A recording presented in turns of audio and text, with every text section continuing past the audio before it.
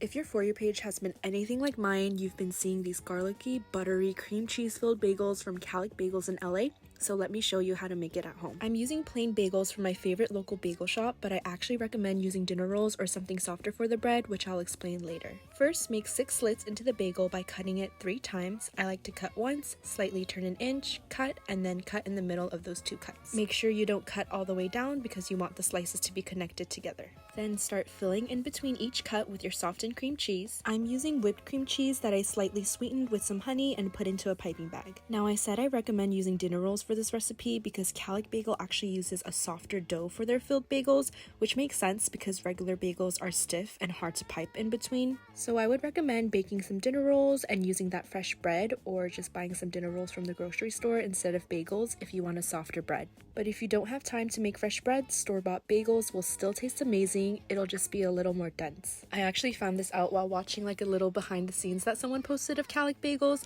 You could definitely tell that the dough that they use is very soft. Now for the delicious garlic butter custard mixture, combine melted butter and your egg and whisk it well until it's nice and emulsified.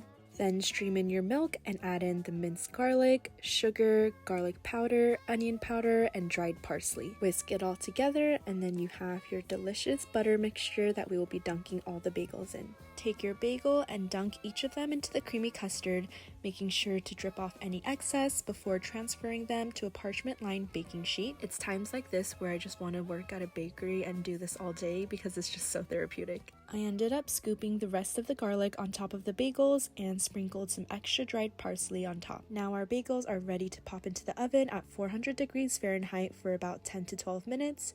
Make sure you keep an eye on the bagels so they don't burn. Look at these finished beauties. They're nice and crispy on the outside and super fluffy and custardy on the inside from that delicious garlic butter. I'm gonna make these again with dinner rolls and I'll let you guys know how those turn out. But as always, the full recipe will be down below, and enjoy, guys!